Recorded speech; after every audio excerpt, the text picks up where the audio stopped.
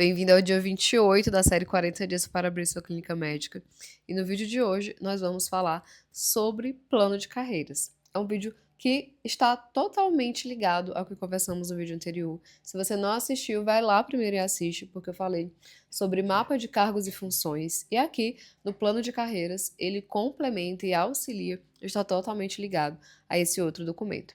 Gabriela, o que é isso? Apesar do nome ser bem explicativo, um plano de carreira é justamente o documento que você pode não só ter para a organização, mas é um documento que é apresentado para toda pessoa que inicia um trabalho com você, principalmente com o vínculo seletista. Dentro de uma clínica médica, geralmente ele vai fazer mais sentido para suas secretárias, recepcionistas, os técnicos que trabalham ali junto com você, o setor administrativo ou se o seu financeiro ele funciona como um contrato de trabalho pela CLT também. Os médicos que trabalham com você, geralmente, eles vão ter ali um vínculo para preservar a sua autonomia, para trabalhar em outros lugares, que vai ser um contrato como pessoa jurídica e você vai ter os seus sócios também, se é uma sociedade médica. Então, o que a gente vai conversar aqui vai fazer muito sentido para você que quer ter ali uma empresa estruturada, que você quer que as pessoas façam exatamente o que é esperado de cada um, com um incentivo em relação a qual é a projeção dessa pessoa dentro dessa empresa.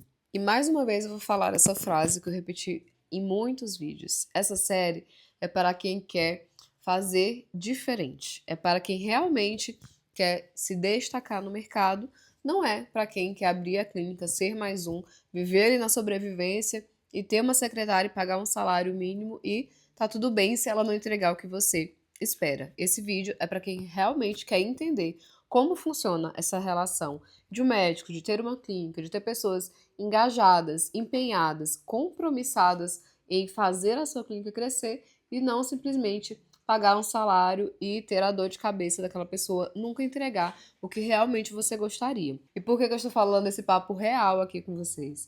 Seria muito mais simples se eu dissesse para você: paga o salário, exige isso, se não der certo, demite essa pessoa. Mas não é assim que o mundo funciona. Não é assim que as clínicas médicas funcionam, muito menos o ser humano. Então, nós vivemos por recompensas, nós vivemos por incentivos. Se você tem ali uma pessoa que está há 6 meses, 1 ano, 3 anos com você e nada muda para ela, nada melhora, o declínio dessa pessoa, do trabalho dela, vai ser muito esperado, óbvio e evidente para você, que não valoriza de fato essa pessoa, que às vezes quer cobrar mais, mas é uma pessoa que, poxa, eu já faço aqui isso todos os dias há tanto tempo e eu nunca recebi um aumento, eu nunca recebi nenhuma melhoria aqui nesse trabalho. E não é que isso tem que ser infinitamente, estar mês após mês aumentando, ano após ano, de uma forma desproporcional. Existem formas específicas, mecanismos e estratégias e também um checklist de orientações e cobranças para você, de fato, ter essa estrutura, ter esse plano de carreira dentro da sua clínica. O que eu não quero para você, que está aqui porque quer se diferenciar entre tantas clínicas que simplesmente existem e sobrevivem, é justamente pessoas que ajudam você a crescer, porque você não vai crescer sozinho. O médico, se ele tem uma pessoa para atender seus pacientes ali no WhatsApp, para fazer esses agendamentos, para fazer ali os follow-ups, que é retomar o contato com essa pessoa, para fechar ali, relembrar a pessoa que não fechou o tratamento, ou fazer essa pessoa voltar para a clínica, se você precisa dessa pessoa empenhada em deixar e aumentar o número desses pacientes, então você precisa também ter ali uma contraprestação para essa pessoa. Ah, Gabriela, mas é o trabalho dela. Tudo bem, é o trabalho dela atender bem os pacientes, fazer ali as rotinas,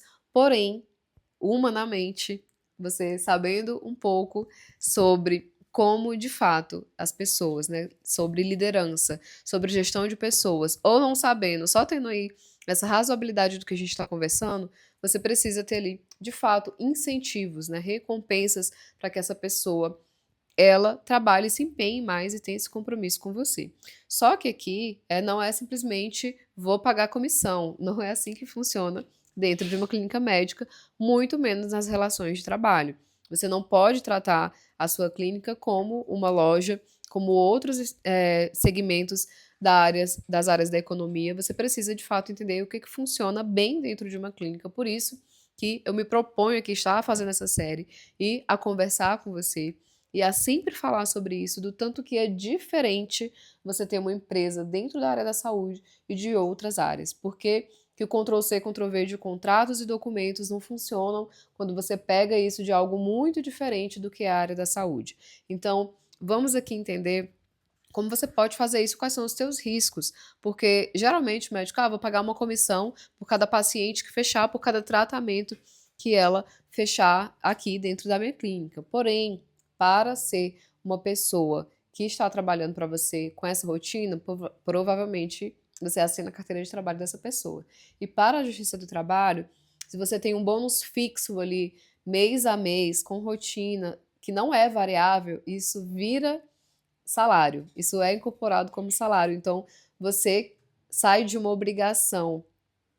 Então, você pode acabar saindo de uma bonificação e virar uma obrigação salarial. E se essa pessoa que tinha ali, por exemplo, uma porcentagem fixa a mais no salário de R$ 500 pelos fechamentos que ela faz, isso vai virar salário na conta se ela for te processar na Justiça do Trabalho. Traduzindo, isso, quando é pago do mesmo valor, rotineiramente, e essa pessoa te processa dizendo que eu recebia tanto, mas ele só assinava tanto. Então, você corre o risco de ter que pagar todas essas diferenças, mais multa em cima disso, uma confusão danada. Então, não sai implementando aí comissão à torta e à direita. A primeira coisa que você precisa ter para ter essa segurança, além desse plano de carreira, essa pessoa entender ali, olha, o que você espera da sua função, que vai lá para o mapa de cargos e funções, isso aqui é o seu checklist, essas atribuições aqui que você faz. Passando dessa fase, aqui as coisas funcionam dessa forma, o esperado é que em 6 meses e 1 ano você esteja nessa outra função, ou se não existe essa progressão de função, por exemplo, de recepcionista para secretário, de secretário para administrativo, você pode ter ali incentivos diferentes para aquela pessoa, mesmo que não saia daquela função, ela tem ali mais benefícios. Então, isso geralmente, sim, pode ser relacionado à quantidade de pacientes que fecham, aos tratamentos que são fechados, pode ser estabelecido uma porcentagem, mas o problema aqui é como enquadrar isso juridicamente. Primeiro de tudo, isso tem que estar previsto lá no seu regimento interno, ou documento que já tem vídeo aqui sobre ele. Segundo, você tem que ter de fato ali um procedimento para isso. Então, o que é exigido ali? É específico? É só fechar? Então, não, tem que comprovar o pagamento, tem que cumprir a jornada do paciente. Então, tem critérios para que isso aconteça. E o interessante é que esse valor, de fato, ele seja em cima ali do que vai ser variável. Então, esse mês dificilmente vai ser igual ao outro, porque os valores dos tratamentos são diferentes, por mais que tenha uma média de atendimentos mês ali, mas isso você consegue ali trazer justamente desconfigurar o que seria esse risco que eu acabei de falar para vocês, que é ter valores variáveis e também com uma frequência que não é necessariamente paga com o salário, mas isso precisa de uma análise muito caso a caso, de como você trabalha, de qual valor essas porcentagens, do que tem e do que não tem no seu regimento interno. Então, para você implementar isso, é preciso de muito cuidado jurídico para você não correr esse risco na Justiça do Trabalho.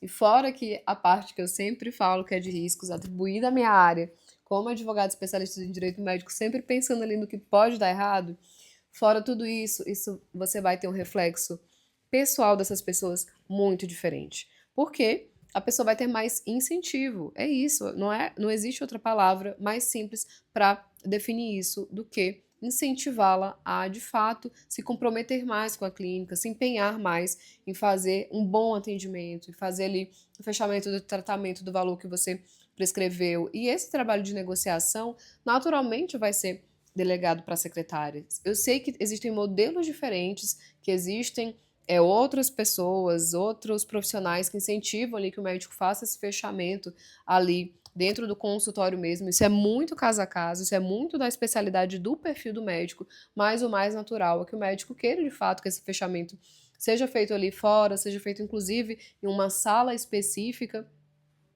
que não é a recepção da clínica, para que outras pessoas não ouçam e ouvem, tá, gente? Então, de fato, assim, isso tem que ser um ambiente muito reservado para as clínicas que têm fechamento de tratamentos muito altos. Então, ali é todo, de fato, um ritual. E quando você tem esse plano de carreira, as pessoas que trabalham com você, elas vão saber exatamente de onde elas estão partindo, onde elas podem chegar, quais são os patamares, o degrau de escada que ela precisa subir para, de fato, ali ter mais benefícios dentro daquele trabalho e essa pessoa ficar mais tempo com você. Porque o que é mais frustrante para o médico, para um dono de um estabelecimento, para o empregador, investir treinamento, investir muito dinheiro, muito tempo também para treinar uma pessoa, mesmo que indiretamente, né, por equipes especializadas, e pouco tempo depois essa pessoa simplesmente sai porque teve ali um aumento de R$ 200, R$ 300 de uma outra proposta e ela simplesmente chega dizendo que vai sair, né? Você também fica ali desamparado em relação não à pessoa, mas a tudo que foi investido. Inclusive, dentro dos contratos de trabalho, quando você tem uma secretária, uma recepcionista seletista, ali você só vai assinar carteira, mas eu sempre recomendo, os meus clientes sempre têm contratos de trabalho escritos justamente com essas orientações, inclusive cláusulas relacionadas a esses treinamentos, esses investimentos que são feitos na pessoa, que se espera ali de compromisso, e não é proibido, porém precisa de muita cautela para você descrever isso e implementar isso ali, uma exigência de permanência mínima, se você é uma pessoa que faz esses investimentos em treinamento. Então, de fato, precisa desse suporte jurídico para você implementar isso, mas o efeito ele é totalmente benéfico e esperado de que você tenha pessoas mais compromissadas. E digo e repito, isso é para quem quer trabalhar diferente, se diferenciar no mercado. Quem, de fato, está disposto a pagar algo fixo e não trazer nenhuma perspectiva de crescimento e não se importa de trocar ano após ano de secretária, então esse salário fixo pode atender a pessoa por algum tempo, mas infelizmente você acaba tendo ali uma perda muito grande quando você troca de recepcionista de funcionário, porque você perde ali muitas informações, a pessoa já tinha um relacionamento, a própria organização da sua agenda vai ter que mudar, então, de fato, ali que se espera que você tenha pessoas por mais tempo e faça esse investimento em ter um plano de carreiras, ter uma clínica estruturada e ter muito mais sucesso no seu trabalho. Te espero no próximo vídeo.